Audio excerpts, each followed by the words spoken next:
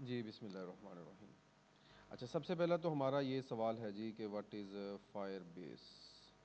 ठीक है, हमारा ये सबसे पहला सवाल है। किसी किसी को आइडिया है कि फायरबेस क्या है, तो वो बता सकता है। किसी को कोई आइडिया हो कि भाई फायरबेस क्या चीज़ है, किसे कहते हैं फायरबेस? कहीं पढ़ा हो गलती से, जल्दी पढ़ लिया हो किसी ने ट्राई नहीं की? कोई आइडिया, हल्का फुल्का आइडिया दे दे ताकि बच्चों को, मेरी ज़ुबान तो कम समझ आती, शायद आपकी समझ आ जाए। डेटाबेस ही है, ठीक है। कौन सा डेटाबेस है?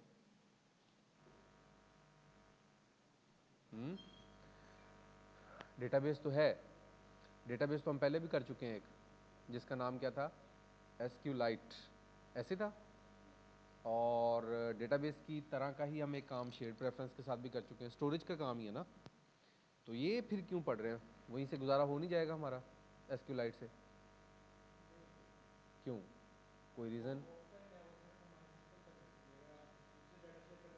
हाँ, यानी वो हमारे सिस्टम में ऑफलाइन हम डेटा मेंटेन करना चाहते हैं तो वो ठीक है, लेकिन जैसे ही हम चाहते हैं कि वो डेटा किसी और के साथ भी शेयर हो जाए तो उसे हमें ऑनलाइन सर्वर पे किसी पे रखना पड़ेगा।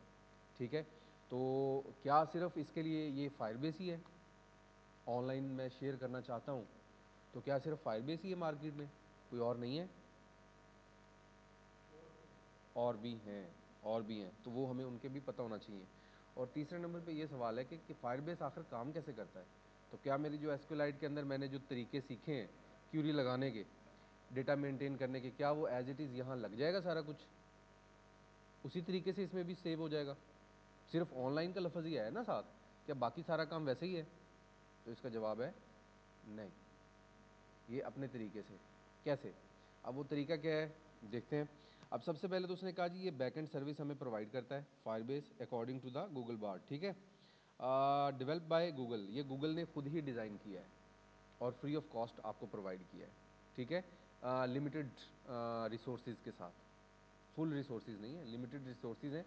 और उसमें गूगल ने हमें ये प्रोवाइड किया, इट सूट्स, यानी वो ये भी बता रहा है कि ये कहाँ सूट करेगा आपको। Tools and services to help developers build improve and grow their apps, यानी अगर आप प्ले स्टोर पे कोई ऐप डालना चाहते हैं और तकरीबन कोई 2 GB तक आप स्टोरेज लेना चाहते हैं, 2 GB 3 GB तक, तो आप फायरबेस को यूटिलाइज़ कर सकते हैं। लेकिन अगर आपकी स्टोरेज, लोग आपकी ऐप के ऊपर बहुत ज़्यादा इमेजेस सेव कर रहे हैं और उसकी स्टोरेज आपको पता है कि जी अगर मेरा 1 लाख यूज़र हो गया तो उसमें जो है वो स्पेस कम पड़ जाएगी मुझे, तो फिर ये वहाँ पे आपको पेड इसके रिसोर्सेज यूज़ करने पड़ेंगे। या आपको फ्री रिसोर्सेज, यानी कि चैट की हद तक मेरा ख्याल, इसलिए चैट ऐप हम जब भी बनाते हैं फायरबेस को सिलेक्ट करते हैं। कुछ छोटा मोटा काम करना है, नोट्स वगैरह लगाने, वो सारा काम हम इसी के अंदर करते हैं। वीडियोस भी इसमें, डेटाबेस है तो पूरी स्टोरेज हम कर सकते हैं।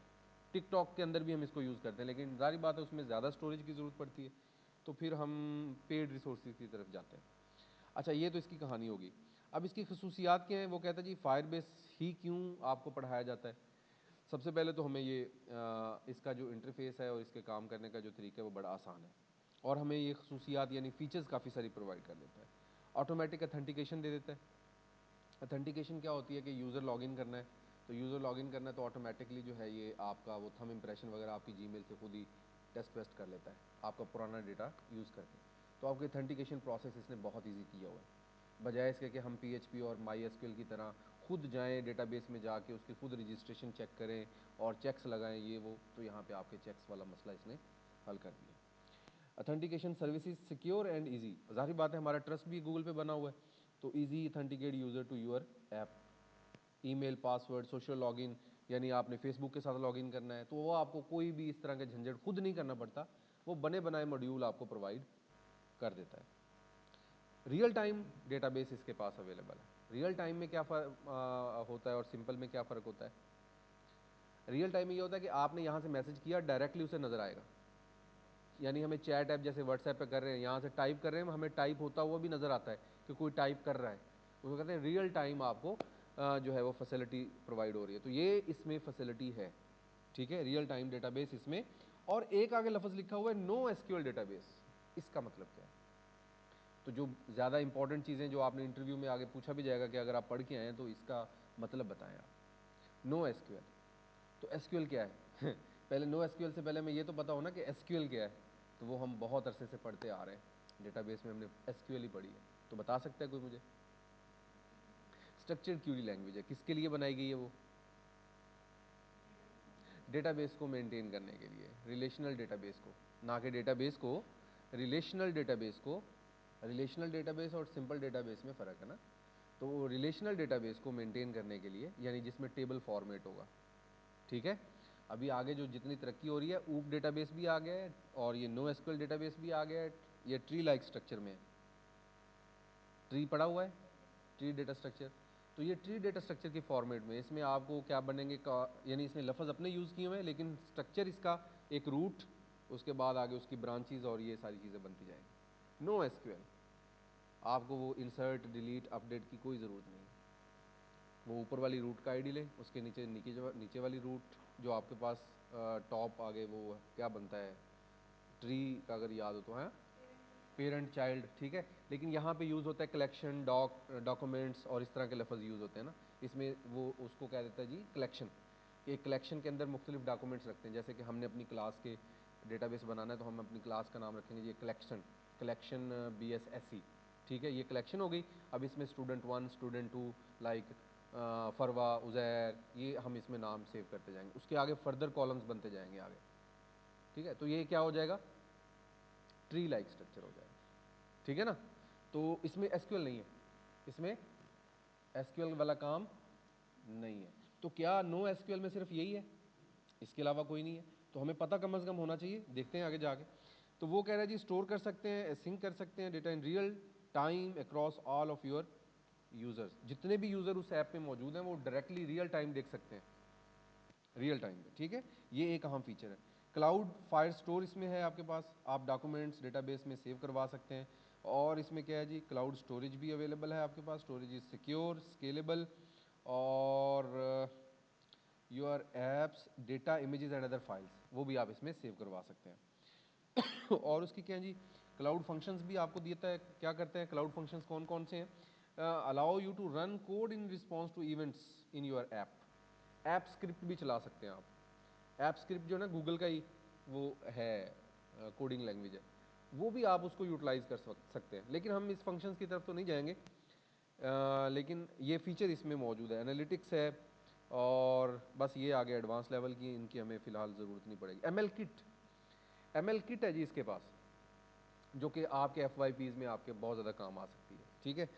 M L kit provides a set of machine learning APIs, यानी बने बनाए, लाइक आप इमेजेस स्कैन करें तो आपको इमेजेस स्कैन करने की ज़रूरत ही नहीं है, वो ऑलरेडी बन चुका है। देखिए ना आप, ज़रा सोच देखें ना।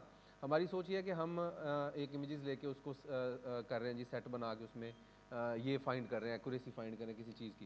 भाई इमेजेस वाला काम जो आप कर रहे हैं ना, या तो आप बिल्कुल अनोखा काम कर रहे हो जो कि आपका हुआ ही नहीं है किसी का, आप तो ओल्ड वर्क कर रहे हैं ना। तो ओल्ड वर्क का ऑब्वियसली किसी ने कोई शॉर्टकट बना के रखा होगा। अब बजाय इसके हम क्या करते हैं, वही लेबर वर्क फिर दोबारा से करते हैं। मेरा नहीं ख्याल कि ये अक्लमंदी की निशानी है। मेरा ख्याल है कि हमें उससे आगे वाला कोई प्रोसेस है तो वो करें, वो पीछे वाला प्रोसेस तो ऑलरेडी अवेलेबल है ना, वो तो कभी भी आप यूटिलाइज कर सकते हैं क्योंकि वो मौजूद है, बना पड़ा है। उससे आगे उसको सही से यूटिलाइज कैसे करना है, उससे आगे प्रोडक्ट क्या तैयार करनी है, उस प्रोडक्ट में एफिशिएंसी क्या डालनी है, उसकी तरफ तवज्जो करनी चाहिए। हम क्या करते हैं, वो पिछले वाला काम शुरू कर दिया, कलेक्शन डेटा सेट सारा कुछ करते कराते उतनी देर में हमारी डिग्री खत्म। तो वो इसके पास ऑलरेडी मौजूद है, लाइब्रेरी है, एक लाइन लिखनी है, ये बिल्कुल वही वाला काम है। आपको डेटा स्ट्रक्चर में याद होगा कि डेटा स्ट्रक्चर में हम क्या करते हैं, डेटा स्ट्रक्चर में वो स्टैक समझते हैं, क्यू समझते हैं, खुद कोड बनाते हैं, और जब एडवांस में आते हैं वहाँ पता चलता है stack.h, q.h, वो तो हेडर फाइल पहले से मौजूद है, और बाद में पता चलता है ये तो बनी बनाई पहले से मौजूद है। हम पूरा सेमेस्टर ही खपते रहे इस पर, है ये तो हम काम कर सकते थे जल्दी, अच्छी अच्छी एप्लीकेशंस बना सकते थे। तो ये ML किट इसके पास है, पावरफुल प्लेटफॉर्म है। और देखें इसमें मजीद किट्स बन रही हैं, ख़त्म नहीं हुआ है काम, ऑल किट्स और बन रही हैं फ्लटर के लिए, ठीक है। और बेनिफिट क्या है इसके, अब वो कहता है जी आप डेटाबेस की टेंशन छोड़ो, फोकस ऑन योर ऐप, ठीक है, बाकी काम मेरे पे छोड़ दो आप, मैं सारा कुछ खुद ही करवा लूँगा आपसे। Save time and money, get features quickly, secure your app, तो ऑब्वियसली तो ये उसकी पूरी डॉक्यूमेंटेशन आ गई और ब्लॉग, और इसके हम कहते हैं जी ये तो ठीक है तुम्हारी बात, तुम तो अपना मंजन अच्छा बेच गए हो फायरबेस, लेकिन मुझे इसके अलावा भी कुछ चाहिए, ठीक है।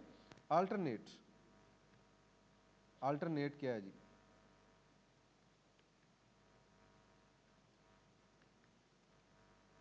फ्लटर ऐप्स के लिए मेरे पास कोई अल्टरनेट भी तो होना चाहिए कभी। अब देखें उसकी स्टोरेज पूरी हो जाती है तो मेरे पास और क्या है, कुछ भी नहीं। तो वो कहता है जी कोई मसला नहीं है। हाँ, जबकि फायरबेस बहुत पॉपुलर है, इस्तेमाल भी हो रहा है, लोग इसको आसानी से हैंडल भी कर पा रहे हैं, हर किसी की इजी एक्सेस में है, कोई उसमें आपको रिस्ट्रिक्शंस नहीं है, इजीली अकाउंट बनाया, चल भी फायरबेस अकाउंट बन गया, ठीक है।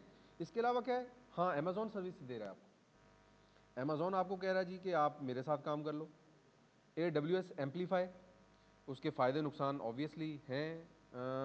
सुपरबेस और बैक फोर ऐप बहुत पॉपुलर, लेकिन इसमें लिमिटेड रिसोर्सेज, बहुत ज़्यादा लिमिटेड, ठीक है।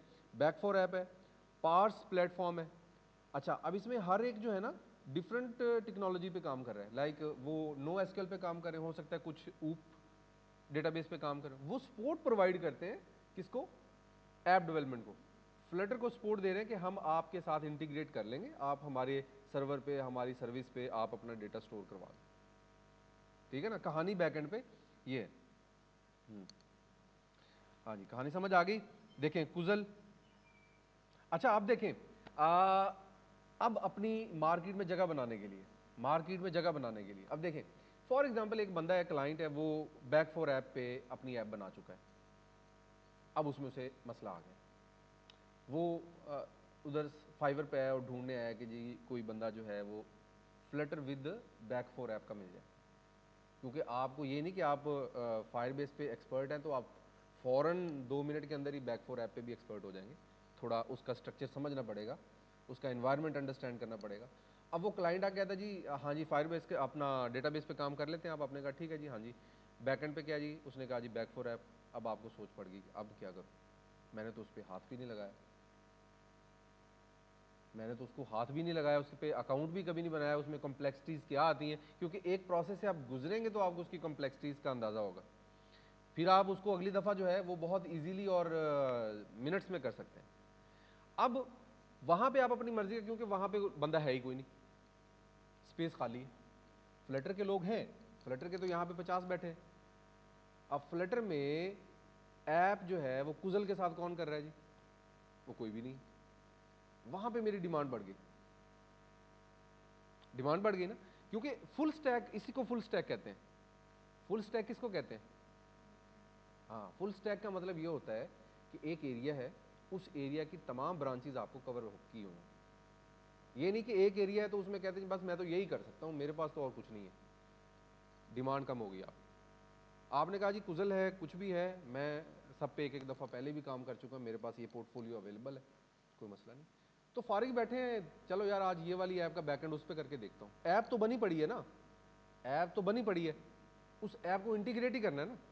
आज फायरबेस के साथ किया, सिंपल ऐप, मैं ये नहीं कहता कि बहुत बड़ी एप्लीकेशन बना के तजर्बे करें आप, सिंपल डेटाबेस की छोटी एप्लीकेशन, क्रेड एप्लीकेशन बनाएं, इंसर्ट डिलीट अपडेट, वो ऐप तमाम के साथ। हम यहाँ सारे तो नहीं करेंगे, हम तो फायरबेस ही करेंगे, लेकिन आप लोगों को मैं ये कह रहा हूँ कि आप सबके साथ ट्राई करें।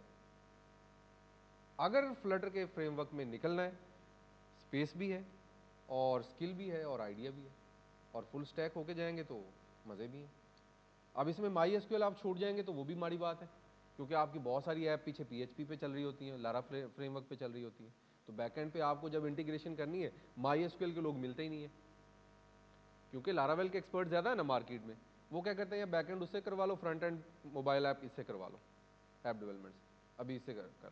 अब उसमें मसला कहाँ आएगा, फ्लटर को जब इंटीग्रेट करना होगा ऑनलाइन किसके साथ, माई एसक्यूएल के साथ, वहाँ पे मसला आएगा। अब वहाँ पे क्या है, एसक्यूएल बेस है।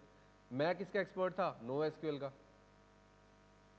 मैंने तो एसक्यूएल लाइट किया है, माई एसक्यूएल तो नहीं किया। वहाँ पे कम्प्लेक्सिटीज़ में फिर फंस जाऊँगा। एपीआईज़ पे मैं कच्चा हूँ, एपीआईज़ पे मुझे काम नहीं आता, वहाँ सारा काम ही एपीआईज़ का आ जाएगा फिर। स्टोरी समझ आ रही है? निकलना है तो फुल स्टैक होके निकलना पड़ेगा यहाँ से। अगर डेटाबेस बैकएंड पे करना है काम तो ये यहाँ से इस तरह निकलना पड़ेगा। मेरा जो अपना तजर्बा है उसके मुताबिक बता रहा हूँ आप।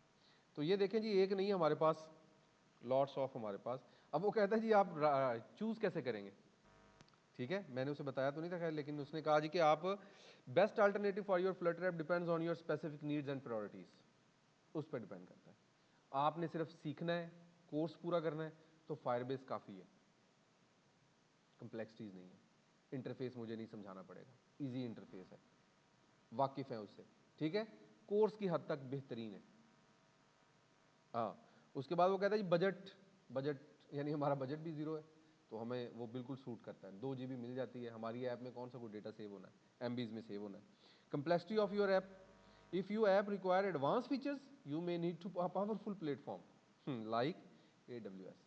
अब आपकी कम्प्लेक्स कितनी है ऐप, टेक्निकल एक्सपर्टीज़ के हिसाब से आप कितने टेक्निकल हैं, आपको टेक्निकल चीज़ें नहीं समझ आती, फायरबेस पे रहो, ईजी है, सारा कुछ किया कराया मिल जाएगा आपको, ठीक है। ओपन सोर्स प्रेफरेंस, ठीक है जी, flexibility open source like Supabase and, अच्छा यानी वो खुद ओपन सोर्स है। ओपन सोर्स का हमें आइडिया होना चाहिए, ओपन सोर्स क्या होता है, कोई बता सकता है? हाँ, यानी वो हम अपनी मर्जी से उसे कमो बेशी उसमें ला सकते हैं। ओपन सोर्स है, दोनों पार्स प्लेटफॉर्म है और एक है सुपरबेस, ठीक है। अगर आप चाहते हैं कि जी मैं अपनी मर्जी की ऐप डिज़ाइन करना चाहता हूँ और उसमें सारा कुछ अपनी मर्जी का फायरबेस अपना डेटाबेस खुद डिज़ाइन कर लूँ जाके, खुद उसमें चेंजिंग्स कर लूँ जाके, तो वो फिर ये नहीं, फायरबेस आपको चेंजिंग कुछ नहीं करने देगा।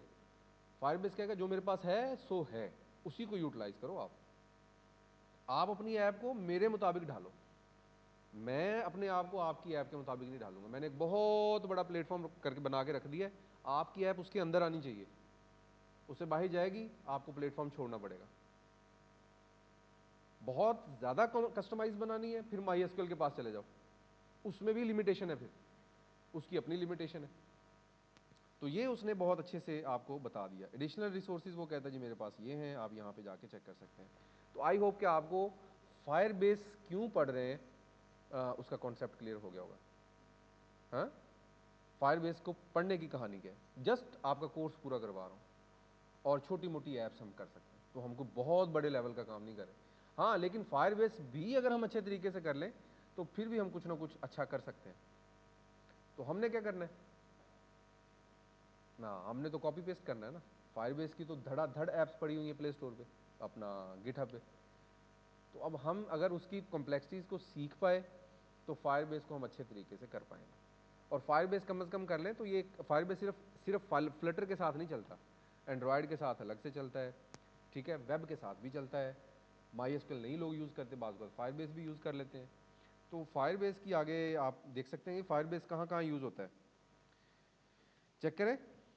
फायरबेस जो है वो वेयर इज़ इट रिक्वायर्ड, नहीं, is it suitable for just Flutter और एनी अदर प्लेटफॉर्म। पता नहीं सवाल उसको समझ आएगा कि नहीं, देखते हैं। हमने वैसे उसे पूछना ये चाह रहे हैं कि भाई इसके अलावा बताओ क्या सूरत हाल है तुम्हारी, किस किस के साथ तुम काम कर सकते हो। ठीक है, गुड, लें जी। तो मैं अगर फायरबेस भी करता हूँ तो मैं 3 4 एरियाज तक कवर कर सकता हूँ, 4 एरियाज में कवर कर सकता हूँ अकेले फायरबेस के साथ। उसकी पेड रिसोर्सेज का मुझे आइडिया हो तो मैं फायरबेस में भी किसी को नहीं आगे आने दे सकता। Web, Android, iOS and Unity, here is a stable summarise. क्या बात है, और देखें इसकी फीचर्स फायरबेस की सब में सारी मौजूद है। कहता है जी मुझे क्लाउड मैसेजिंग मैंने अपनी ऐप में डाली हुई है, उसमें एरर आ रहा है। आप फायरबेस की सर्विसेज दे सकते हैं, फ्लटर, फायरबेस, एंड्रॉयड, फायरबेस। आप फायरबेस सिर्फ लिखें, फायरबेस सर्विसेज। फायरबेस सर्विसेज में क्या होगा, फायरबेस सर्विसेज में होगा कि जी अथेंटिकेशन प्रोसेस में उसे मसला आ रहा है, हो सकता है उसने ईमेल गलत डाल दी, सिलेक्ट ऑप्शन नहीं सही किया, आप फायरबेस पे गए और आपने उसका वो प्रॉब्लम सॉल्व कर दिया, पैसे आपके मिल गए। हाँ, आपको क्लाउड फायर स्टोर पे ग्रिप है, आपको क्लाउड स्टोरेज पे ग्रिप है, एनालिटिक्स पे, क्लाउड मैसेजिंग पे, क्रैश। अच्छा, इसमें रिपोर्ट्स भी हैं, मुझे तो ये पसंद आ रही है आप लोगों के लिए कि इस पे ग्रिप लेके आए। ML किट में बजाय एक बड़ा लंबा काम करने उसको लो जी ले मैं अपनी थोड़ी ऐप सी कम कर देना, ले आओ इधर ले आओ। अच्छा जी, तो ये हो गया जी, इसको आप शीट को एक्सपोर्ट कर सकते हैं। वाह, ये भी फैसिलिटी आ गई है गूगल बार्ड में, हो गई जी।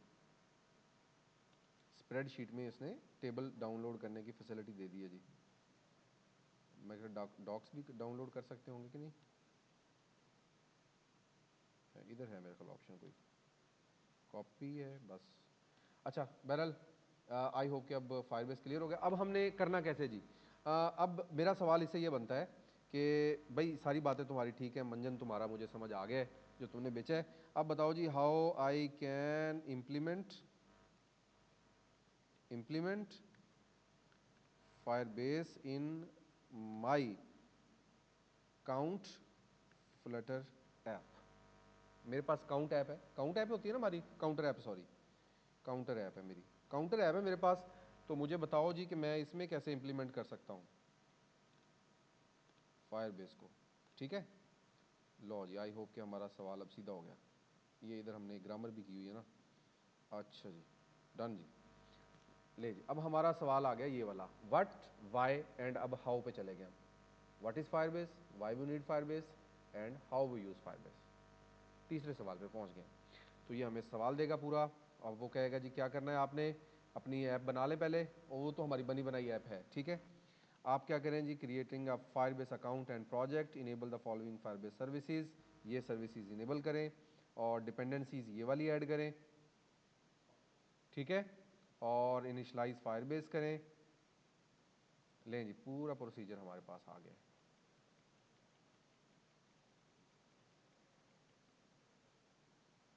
ठीक है, आई होप कि अब कर लेंगे। मैं आपको सिर्फ उधर इंटरफेस पे लेके जाता हूँ और प्रोजेक्ट क्रिएट करना और उसमें सेटिंग्स वेटिंग बता देता हूँ थोड़ी सी। अच्छा, अब इसका एक और आसान हल भी है, फायरबेस प्रोजेक्ट विद फ्लटर। ये गूगल पे लिखेंगे आप तो एक पहला लिंक आएगा आपके पास पहला लिंक आएगा। तो फायरबेस ने अपने पास एक ट्यूटोरियल रखा हुआ है फुल एंड फ्लेज, ताकि आप उसकी इंस्ट्रक्शन, अब भी मसला क्या है, पुरानी वीडियोस आपको क्यों नहीं दे सकते, क्योंकि फायरबेस भी अपडेट हो रहा है, फ्लटर भी अपडेट हो रहा है। तो जैसे वो अपडेट होता है उसकी लाइब्रेरीज भी अपडेट होती हैं, सारी फंक्शनलिटीज भी अपडेट होती है, तो वो पुराने ट्यूटोरियल्स काम नहीं करते। हम पुराने ट्यूटोरियल्स के मुताबिक वैसे ही उसकी इंटीग्रेशन करने की कोशिश करते हैं, वहाँ पे आ जाते हैं एरर। तो हमें इसका लेटेस्ट ट्यूटोरियल ही फॉलो करना है ताकि हमें कोई एरर फेस ना करना पड़े। तो आ जाएं जी, ये देखें उसने बता दिया फ्लटर ऐप में कैसे आप, अब इसमें हम सेलेक्ट कर लेते हैं कि हमें किस में चाहिए। ये एंड्रॉयड में चाहिए ना, ठीक है, एंड्रॉयड में चाहिए। ये उसकी एक वीडियो डेमो भी मौजूद है। प्री रिक्विजिट्स क्या है, इंस्टॉल करें अपना IDE, और एमुलेटर भी नहीं हमने करना, एंड्रॉयड स्टूडियो हमने किया हुआ है। Make sure app meets the following, obviously हमारे पास जो मोबाइल ऐप है वो 19 किटकैट से ऊपर है। अब हमारे पास कौन सा है, एंड्रॉयड वर्जन कौन सा चल रहा है लेटेस्ट, बता सकते हैं? हाँ 13 पॉइंट समथिंग है। ठीक है, और तकरीबन सबके पास अब इससे बड़ी ही डिवाइसेस होती हैं, इससे हायर प्लेटफॉर्म की। इंस्टॉल कर ले फ्लटर, वो हमने सारा कुछ किया हुआ है। वो कहता है जी सबसे पहले आप यहाँ पे अकाउंट बना के आए फायरबेस के ऊपर, ऐसे नहीं आए। तो मैं फायरबेस पे अकाउंट बनाने चला गया। तो ये आपका वो URL है जहाँ पे फायरबेस के प्रोजेक्ट्स पड़े होते हैं, console.firebase.google.com। तो यहाँ पे आपकी जो जीमेल लगी होगी उसके ऊपर आपके प्रोजेक्ट्स आ जाएंगे। ठीक है, यहाँ पे आप वेलकम टू फायरबेस, मैं यहाँ पे अपनी जीमेल चेंज कर लूँगा, आप अपनी अपनी जीमेल रख सकते हैं रखना चाहें तो। अच्छा, इसमें आप 14 प्रोजेक्ट क्रिएट कर सकते हैं, 14। ठीक है, तो मेरी एक ईमेल पे लिमिट पूरी हो गई थी, तो उस वजह से एक प्रोजेक्ट के अंदर मल्टीपल ऐप्स ऐड कर सकते हैं। बात समझ आ रही है, 14 प्रोजेक्ट और एक प्रोजेक्ट में मल्टीपल ऐप्स। ऐप जो है वो एंड्रॉयड की भी हो सकती है, ऐप जो है वो यूनिटी की भी हो सकती है, ऐप जो है वो वेब की भी हो सकती है, एंड्रॉयड iOS की भी हो सकती है। तो मल्टीपल ऐप्स आप उसमें लगा सकते हैं। मैं इसमें एक आपको खाली ये देखें, जैसे ह्यूमन सिक्योरिटी ऐप है, SDRA है, डेमो प्रोजेक्ट है, तो ये एक प्रोजेक्ट्स हैं। ठीक है, इसमें फर्दर ऐप्स क्रिएट की जा सकती हैं। ये इसमें ऑल फायरबेस प्रोजेक्ट्स जो हैं वो यहाँ पे नज़र आ रहे हैं आपको, ठीक है। अब इसमें किसी भी प्रोजेक्ट को खोलूँ उसमें, हाँ फिर इसका ये फ़ायदा है, आपने अपने क्लाइंट के लिए फायरबेस का प्रोजेक्ट तैयार किया, अब वो कहता है जी डेटाबेस मुझे शिफ्ट कर दो, उसका ईमेल सिर्फ ऐड करना है, आपने उसे एडमिन बनाना है, पूरा डेटाबेस उसके पास चला गया, आप उसे डीलिंक हो गए। यानी इसमें फैसिलिटीज़ तो हैं, इसमें तो कोई शक नहीं है, छोटे मोटे प्रोजेक्ट्स तो बहुत ईजीली होते हैं इसमें, ठीक है। अब इसमें आ गया जी, जैसे कि हम यहाँ पे कोई डेमो प्रोजेक्ट खोलते हैं, तो ये बना हुआ प्रोजेक्ट है, आप ऊपर वो बटन है बस उस पर न्यू प्रोजेक्ट क्रिएट कर देंगे, ठीक है।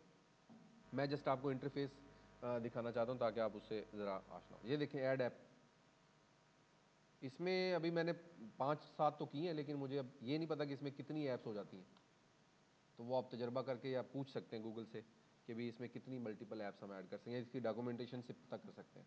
स्पार्क प्लान भी है उसके पास, ठीक है, प्लान तो हमने कोई नहीं लेना खैर। अच्छा जी, ये काफ़ी कुछ चेंज किया उन्होंने थोड़ा सा, ठीक है। अच्छा जी, अब ये इसके जी मेन्यूज़ हैं सारे, प्रोजेक्ट ओवरव्यू यानी जो मैंने प्रोजेक्ट क्रिएट किया है उसके, हाँ अब देखें, अब जो प्रोजेक्ट की सेटिंग्स आप करेंगे ना, वो सेटिंग्स तमाम पे अप्लाई हो जाएंगी ऑटोमेटिकली, तमाम ऐप्स पे, फिर आपको हर ऐप में जाके उसकी सेटिंग्स को चेंज करना है। लाइक आप किसी को इमेजेस सेव करने की फैसिलिटी देना चाहते हैं, तो आपने प्रोजेक्ट में सेटिंग कर दिया कि ये इमेजेस अपलोड हो सके, अब वो आप एक प्रोजेक्ट है जिसमें आप इमेजेस अलाउ नहीं करना चाहते, तो आप उस ऐप की सेटिंग में जाके फिर चेंज करेंगे। ये प्रोजेक्ट सेटिंग है, क्या नाम है इसका, प्रोजेक्ट ओवरव्यू प्रोजेक्ट सेटिंग्स। ये देखें, यूज़र कौन से रखना चाहते हैं, और यूजेज और बिलिंग क्या है इसकी, और फर्दर उसमें ऑल प्रोडक्ट्स जो आपने बनाई है वो सारी की सारी, ये हमारे पास इसका इंटरफेस आ गया। ये प्रोडक्ट कैटेगरी है, ठीक है, और इसके अंदर हम जो काम यूज़ करेंगे, रियलाइज ऑल प्रोडक्ट्स स्पार्क, इसमें क्या है जी, गॉट इट करें इसे, इंटरफेस थोड़ा सा चेंज लग रहा है मुझे, रिलीज एंड मॉनिटर बिल्ड, हाँ ठीक है, ये बिल्ड में हमारे काम की चीज़ें बिल्ड में होंगी, ठीक है। ये बाजूकात इस तरह से आपको इंटरफेस नजर आएगा। बिल्ड के अंदर आपने क्या करना है, हमारे पास रियल टाइम डेटाबेस, हम चैट ऐप बनाएंगे जो, वो चैट ऐप में रियल टाइम डेटाबेस हम यूज़ करेंगे। स्टोरेज एक्टिव करनी होगी तो स्टोरेज की सेटिंग्स करनी होगी, हर एक की अलग अलग सेटिंग्स हैं। यहाँ पे सेटिंग्स है, टेबल शेबल नहीं बनाने आपने, ठीक है डेटाबेस ही, लेकिन काम इस तरह से होगा। अच्छा, अब मैं इसमें ऐप को खोल लेता हूँ और इसकी सेटिंग्स अलग है, ध्यान रखना है थोड़ा, इंटरफेस के साथ खेलते खेलते जाएंगे तो इजी रहेगा इन्वायरमेंट, ठीक है। डेमो प्रोजेक्ट आ गया जी, उसके बाद ये ऐप की सेटिंग्स आ गई हैं, और इसका इन्वायरमेंट क्या है और ये किसके साथ है, इसमें प्राइवेसी सेटिंग्स करनी है आपने, परमिशंस किस किस को देनी है, कौन कौन अलाउ है इसमें, तो वो सारा काम, ठीक है। ये देखें, आप मेंबर ऐड कर सकते हैं, मिल के भी इसमें डेटाबेस को मैनेज किया जा सकता है, आप इसमें सेटिंग्स कर सकते हैं, ठीक है जी। जी, इसमें तो वो एक पैटर्न से करेंगे तो उसके लिए एक वो वीडियो, अगर बेसिक लेवल का जो काम है उसकी हमारी वीडियो बनी हुई है पहले, ठीक है। सिंपल एक क्लिक करें तो वो डिजिट कैसे वहाँ पे आए, वहाँ पे डिजिट वापस कैसे अपने ऐप में लेके जाना है, ठीक है। उसके लिए वो लाइंस ऑफ कोड है इसके ही दिए हुए, वो हमने कॉपी पेस्ट मारने हैं बस। तो आई होप कि आप कनेक्टिविटी भी कर लें तो अच्छी बात है, नेक्स्ट तक तो। हाँ जी, जहाँ तक आपके दिमाग में कोई सवाल आ रहा है तो पूछ सकते हैं, क्योंकि ये फिर आगे लेंथी काम है पूरा, हमें ये ट्यूटोरियल फॉलो करना पड़ेगा ना। कौन से वाला था, इधर पीछे आएंगे वापस, तो वापस आते हैं तो ये हमें पूरा ट्यूटोरियल देगा, तो ये इसमें हमें पूरे सेटअप स्टेप इसके फॉलो करने हैं आपने पूरे, ठीक है जी। यहाँ पे इंस्टॉल करना है, कमांड लाइन सिस्टम से ही सारा काम करवा रहा है आपसे, ठीक है। फायरबेस CLI इंस्टॉल करनी है आपने, और login, activate, configure your app, commands के साथ स्टेप्स थोड़े कर दिए उसने, initialise Firebase in your app, that's it.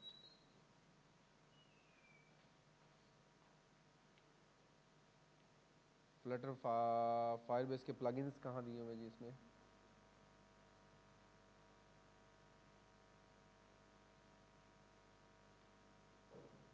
मैं इनकी ज़रूरत नहीं है।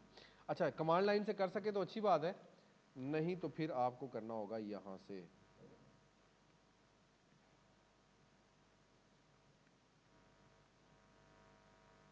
यहाँ से करना होगा फिर।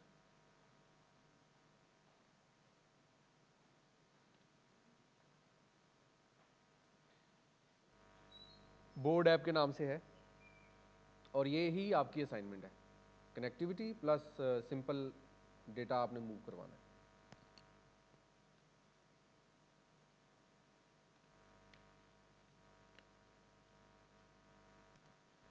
अच्छा, वीडियो चूंकि पुरानी है,